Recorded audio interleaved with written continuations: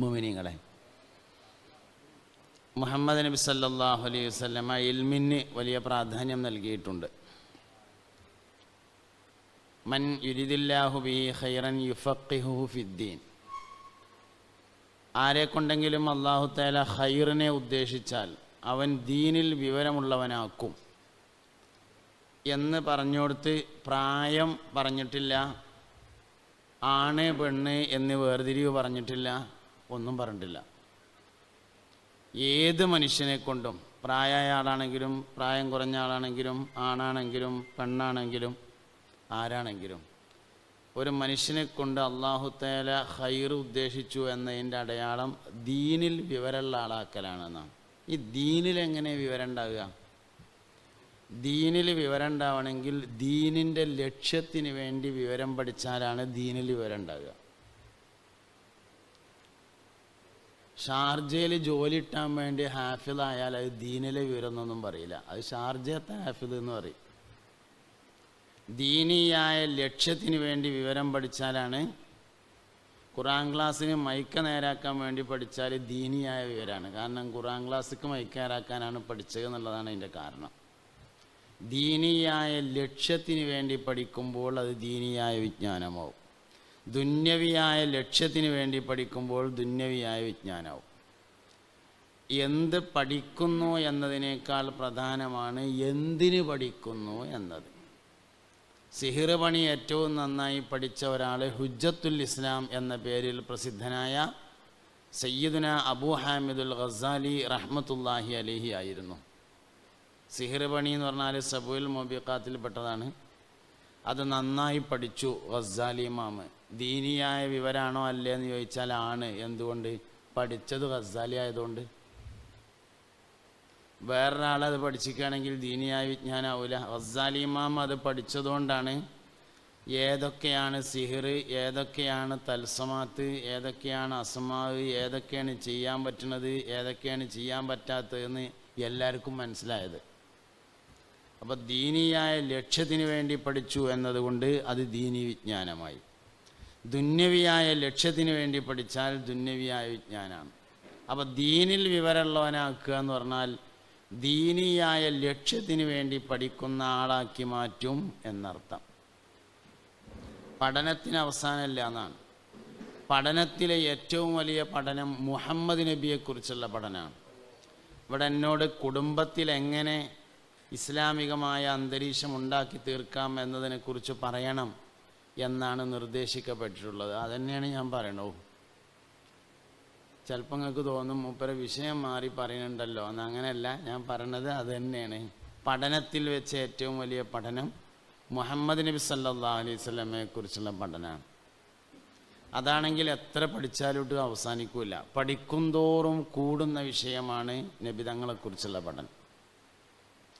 ഇപ്പം അടുത്തൊരു ദിവസം എന്നോടൊരാൾ, ഒരു ഡോക്ടർ ഒരു സംശയം ചോദിച്ചു. ഒരു ആയുർവേദ ഡോക്ടർ, ഈ കരിഞ്ജീരകം കഴിച്ചാൽ കിഡ്നി ഫെയിലിയർ ആകുമെന്നാണല്ലോ, പിന്നെ എന്താണ് നബി സല്ലല്ലാഹു അലൈഹി വസല്ലമ തങ്ങൾ കരിഞ്ജീരകം തിന്നാൻ പറഞ്ഞത് എന്ന് ചോദിച്ചു. സംഭവം ശരിയാണ്. ഇപ്പോൾ കൊറോണ ആയതിൻ്റെ ശേഷം എല്ലാവരും പ്രധാനപ്പെട്ട പരിപാടി കരിഞ്ജീരകം തീറ്റയാണ്.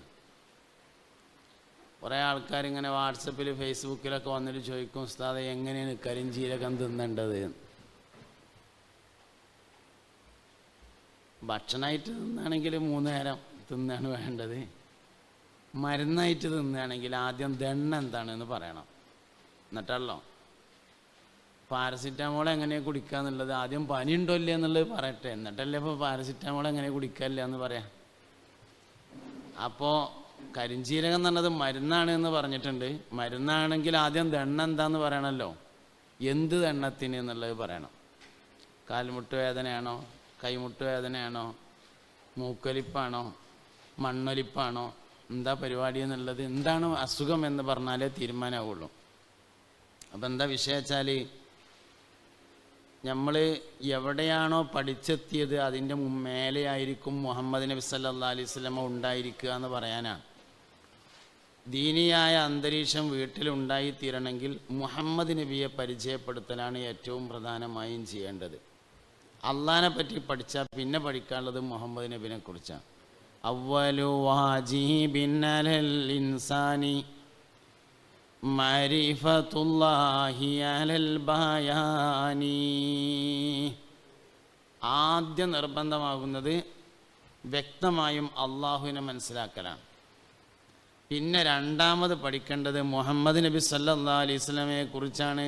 നബിൻ്റെ വാപ്പാൻ്റെ പേര് അബൂഹു അബ്ദുല്ലാഹി അബ്ദുൽ മുത്തലിബ് വഹാഷിമുൻ അബ്ദു മനാഫിൽ മുൻതസിബ്. നബിൻ്റെ 20 വാപ്പാരുടെ പേര് പ്രസിദ്ധമാണ്.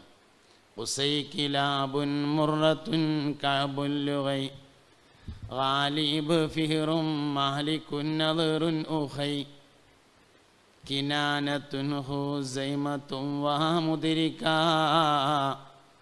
ഇല്യാസു സുമ്മ മുളറുക്കും മുദ്രിക നിസാറുഹും വഅദ്ദുഹും അദ്നാനു തർതീബുഹും മാതാബിഹി തിബിയാനു. ഞാനിപ്പോൾ ചൊല്ലിയത് 14 വക ഏടിലുള്ളൊരു സാധനമാണ്. കിഫായത്തുൽ അവാം എന്ന് പറഞ്ഞൊരു സാധനം ഉണ്ടാവും. 14 വക ഏട് എന്ന് പറഞ്ഞാൽ ഇനി മനസ്സിലായിട്ടില്ലെങ്കിൽ കൊടുന്ന് കാണിച്ചു തരാമെന്നിപ്പോൾ തൽക്കാലം നിർവാഹമില്ല. ബുക്ക് സ്റ്റാളിൽ പോയാൽ കാണാം 14 വക ഏട്. ബദരിയത്തുൽ മങ്കൂസിയ എന്ന മജ്ലിസുന്നൂറൊക്കെ അതിലുള്ളതാണ്. അതിലുണ്ട് കിഫായത്തുൽ അവാം എന്ന് പറഞ്ഞൊരു കിതാബ്. കുട്ടികൾ ദർസ്ക്ക് ഓതാൻ പോയാൽ തുടങ്ങിയാൽ ആദ്യം ഓതുന്ന കിതാബുകളുണ്ട് 10 കിതാബ്. 10 കിതാബ് എന്ന് പറഞ്ഞാൽ നൂറുൽ അബ്സാർ എന്നൊക്കെ തുടങ്ങി മുത്തഫരീദ് അങ്ങനെ പറഞ്ഞിട്ടുള്ള 10 കിതാബുകളുള്ള ഒരു കിതാബാണ്, ചെറിയ കിതാബ്. അതേമാതിരി ഒരു ബൈത്ത് കിതാബ് ഓതും, സബ്അത്ത് കുത്തുബ് എന്ന് പറഞ്ഞിട്ട് അതിൽപ്പെട്ടതാണ് ഇത് കിഫായത്തുൽ അവാം. അതിലിങ്ങനെ പഠിക്കൽ നിർബന്ധമായ കുറേ കാര്യങ്ങളാണ് പറഞ്ഞത്. കിഫായത്തുൽ അവാം ചൊല്ലിയാൽ ടെൻഷൻ ഉണ്ടാവില്ല എന്ന് തൽസമാത്തിൻ്റെ ഇമാമുകൾ പറഞ്ഞിട്ടുണ്ട്. 14 വക ഏടിലുണ്ട്. അപ്പോൾ ഈ പേരുകൾ ഇങ്ങനെ പഠിപ്പിക്കണം, കുറേ ആൾക്കാരെ പേര്. എന്താ അതുകൊണ്ട് മെട്ടം? അതുകൊണ്ട് ഭയങ്കര മെച്ചമുണ്ട് എന്നുള്ളതാണ്. അതെന്താ വെച്ചാൽ ദിക്റു സ്വാലിഹീന ഇബാദ, സ്വാലിഹീങ്ങളെക്കുറിച്ച് പറയൽ ഇബാദത്താണെന്നുള്ളിടത്ത് കാണാം. ഐ ദിക്റു അസ്മാഇഹിം, നല്ല മനുഷ്യന്മാരെ പേരിങ്ങനെ പറയലൊരു ഇബാദത്താണ്. ആദം നബി, നൂഹ് നബി, അങ്ങനെ വെറുതെ പേര് പറയാം. ഹുമാദമുൻ ഇദ്രീസു നൂഹുൻ ഹൂദുമ സാലിഹ് വ ഇബ്രാഹീമു കുല്ലും മുത്തബ ലൂത്തും വ ഇസ്മാഈൽ ഇസ്ഹാഖും ഗദ യാഖൂബു യൂസുഫു വ അയ്യൂബു ഹ്തദ ശുഐബു ഹാറൂനു വ മൂസാ യസ ദുൽകിഫ്ലി ദാവൂദു സുലൈമാനു തബ. വെറുതെ ഇങ്ങനെ അലൈഹിസ്സലാം അവരുടെ പേരിങ്ങനെ പറയാം. അതൊരു ഇബാദത്താണ്. അപ്പോൾ അതിങ്ങനെ കേൾക്കുമ്പോൾ, കുറേ കേൾക്കുമ്പോൾ അവരുടെ സീറകൾ, താരീഖുകൾ ഇങ്ങനെ കൽബുക്ക് വരും. അപ്പോൾ മനുഷ്യൻ ഇങ്ങനെ നേരാവും. ആയിഷത്തും വാ ഹഫ്സത്തും വാ സൗദ സഫിയത്തും മൈമൂനത്തും വാ റംല ഹിന്ദും വ സൈനബും ഗദാ ജുവൈരിയ ലിൽ മുഅ്മിനീന ഉമ്മത്തുൻ മർദിയ അൻദിസ്ഇ നിസ്വത്തിൻ വഫാത്തുൽ മുസ്തഫ ഖുയ്യിർന ഫഖ്തറിന നബിയൽ മുഖ്തഫ. മുസ്തഫ നബി വഫാത്താവുമ്പോൾ ജീവിച്ചിരുന്ന ഉമ്മഹാത്തുൽ മുഅ്മിനീങ്ങളായ 9 പേരുടെ പേര്, 9 ആൾക്കാരുടെ പേര്. ഇതൊക്കെ ഞാൻ ഈ പാടിയതൊക്കെ കിഫായത്തുൽ അവാമിലുള്ളതാണ്. മലയാളം പോലത്തെ അറബി, ഉംറക്ക് പോയവർക്കും തിരിയണ അറബി. വിസ ഉണ്ടാകും, അവിടെ നിൽക്കൊന്നും വേണ്ട, അല്ലാത്തവർക്കും തിരിയും. അങ്ങനത്തെ അറബിയാണ് കിഫായത്തുൽ അവാമിൽ അറബി. അപ്പോൾ എന്ത് വേണമെച്ചാൽ ഒരു വീട്ടിൽ ഇസ്ലാമികമായ ഒരു അന്തരീക്ഷം ഉണ്ടായിത്തീരണമെങ്കിൽ ഇങ്ങനെയുള്ള ചെറിയ കാര്യങ്ങളിൽ വലിയ ശ്രദ്ധ വേണം. കുട്ടികൾക്ക് നബി തങ്ങളെ പരിചയപ്പെടുത്തണം സല്ലല്ലാഹു അലൈഹി വസല്ലം. നബിനെ പരിചയപ്പെടുത്താതെ അള്ളാഹിനെ പരിചയപ്പെടുത്തുന്നത് ശരിയാവില്ല എന്നുള്ളതാണ് കാരണം. ഒരിക്കൽ ഒരു മലമ്പ്രദേശത്ത് താമസിക്കുന്ന കർഷകരായ കുറേ ആളുകൾ മുസ്തഫ നബി സല്ലല്ലാഹു അലൈഹി വസല്ലം തങ്ങളുടെ ഹദറത്തിൽ വന്നു. അവരിങ്ങനെ കുറേ സമയം നബി തങ്ങളുടെ സദസ്സിൽ ഇരുന്നതിന് ശേഷം പോകുമ്പോൾ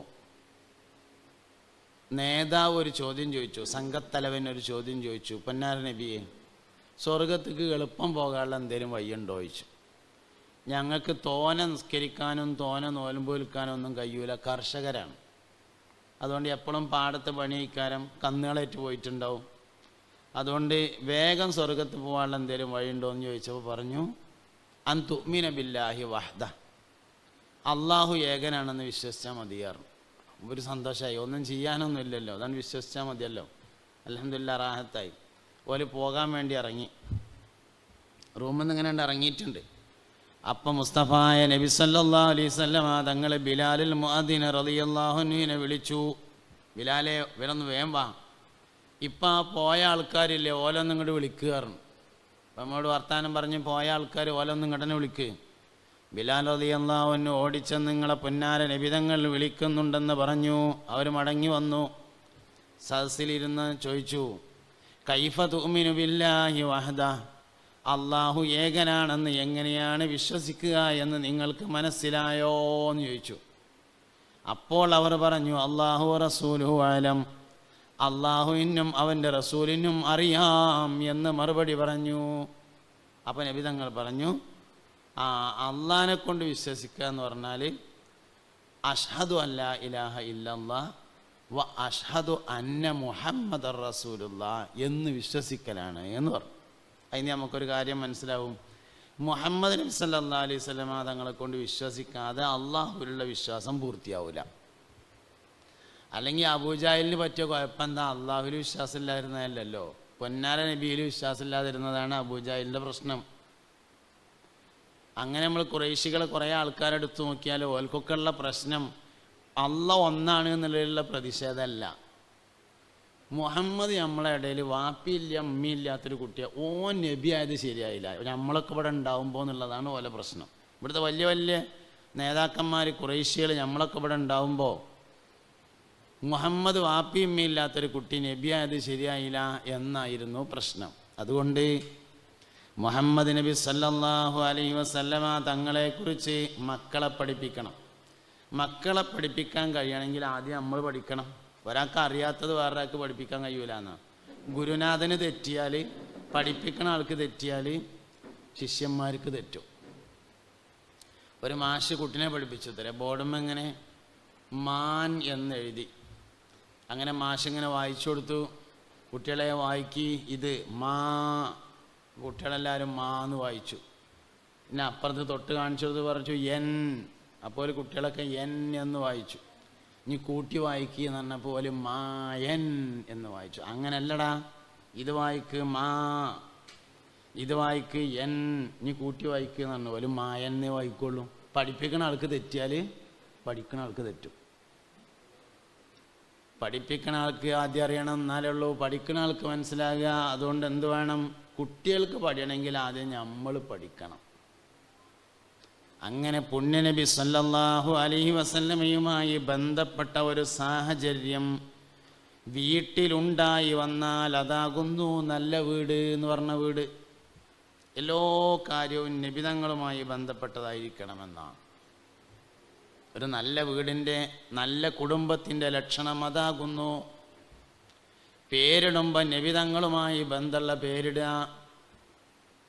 ബഹുമാനപ്പെട്ട ഗൗസുൽ ആലം സുൽത്താൻ മുഹിയുദ്ദീൻ അബ്ദുൽ ഖാദിർ ജീലാനി റളിയല്ലാഹു അൻഹു പറഞ്ഞിട്ടുണ്ട്, ഗൗസുൽ ആലമിൻ്റെ ആണ്ടുമാസം കൂടിയാണിത്. എനിക്കാകെ പ്രതീക്ഷയുള്ളത് എൻ്റെ പേര് അഹമ്മദ് എന്നാണ്, മുഹമ്മദ് എന്നാണ്, മുത്തുനബിയുടെ പേരാണ്. വഇസ്മി ഇസ്മു ഖൈറുൽ അംബിയാഇ, ഗൗസുൽ ആലം പറഞ്ഞതാണ്. ലികുല്ലി വലില്ലഹു ഖൽബുൻ വഇന്നി അലാ ഖൽബിൻ നബി ബദ്റുൽ കമാലി. ദേശമംഗലം ബഷീർ ഫൈദിയുടെ വരവുണ്ട്. അള്ളാഹു ദീർഘായുസ്സും ആഫിയത്തും കൊടുക്കട്ടെ. ഉച്ചയ്ക്ക് ശേഷം അദ്ദേഹത്തിൻ്റെ സംസാരം ഉണ്ടാവുമെന്ന് നോട്ടീസ് കണ്ടു. മാത്രമല്ല ഈ സംവിധാനത്തിൻ്റെ വലിയൊരു സംഘാടകൻ കൂടിയാണ് അദ്ദേഹം എന്നറിയാൻ കഴിയും. സന്തോഷം.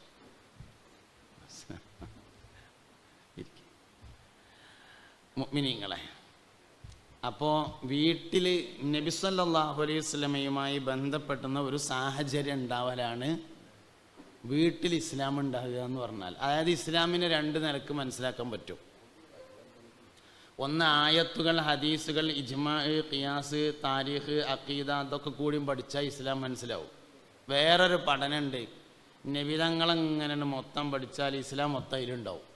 എളുപ്പമുള്ള പഠനം നബിതങ്ങളെ പഠിക്കലാണ് സല്ലല്ലാഹു അലൈഹി വസല്ലം. അതുകൊണ്ട് മക്കൾക്ക് ദീന് പഠിപ്പിക്കാൻ ഏറ്റവും നല്ല രീതി മുസ്തഫായ നബി തങ്ങളെ പഠിപ്പിക്കലാകുന്നു. അപ്പം ഇങ്ങനെ പെരപ്പണിയൊക്കെ കഴിഞ്ഞിട്ട് തേപ്പും പെയിൻറ്റിങ്ങും ഒക്കെ നടക്കുകയാണ്. സിമൻറ്റ് തേക്കാണ്, പെയിൻറ്റ് ചെയ്യാണ്. അപ്പം അന്നവാഫത്തു മിനൽ ഈമാൻ, വൃത്തി ഈമാനിൻ്റെ ഭാഗമാണ് എന്ന ഹദീസിൻ്റെ അടിസ്ഥാനത്തിലാണ് അത് ചെയ്യണതെന്ന് മനസ്സിൽ കരുതാൻ കഴിഞ്ഞാൽ ഇത്തിബായിൻ്റെ കൂലിട്ടും. മീൻ തിന്ന് കഴിഞ്ഞിട്ട് മുള്ള് ബാക്കിയായി, മുള്ളാരും തിന്നലും ചെല്ലോ, മുള്ള് ബാക്കിയായപ്പോൾ മുള്ള കൂടി ഇങ്ങനെ കൂട്ടിയെടുത്തിട്ട് നല്ല വൃത്തിയുള്ളൊരു സ്ഥലത്ത് കൊണ്ടുപോയി വെച്ചിട്ട് കൊടുക്കുമ്പോൾ മനസ്സോടിന് കരുതി, പടച്ചോനെ ഇത് ഞാൻ പൂച്ചക്കുള്ള ഭക്ഷണമാക്കുകയാണ് എന്ന് നിയ്യത്ത് ചെയ്താൽ ഒഴിവാക്കണ മീമുള്ളോണ്ട് പൂച്ചക്ക് ഭക്ഷണം കൊടുത്ത കൂലിട്ടും. അഹബ്ബുന്നാസി ഇലല്ലാഹി അൻഫഉഹും ലിഇയാലിഹി ഷഫീഉൽ വറാ ത്വാഹ നബി സല്ലല്ലാഹു അലൈഹി വസല്ലം. അഹബ്ബുന്നാസി ഇലല്ലാഹി, ജനങ്ങളിൽ നിന്ന് അള്ളാഹുവിന് ഏറ്റവും ഇഷ്ടമുള്ളത്, അൻഫഉഹും ലിഇയാലിഹി, അള്ളാഹുവിൻ്റെ ആശ്രിതർക്ക് ഏറ്റവും ഉപകാരമുള്ളവനാകുന്നു.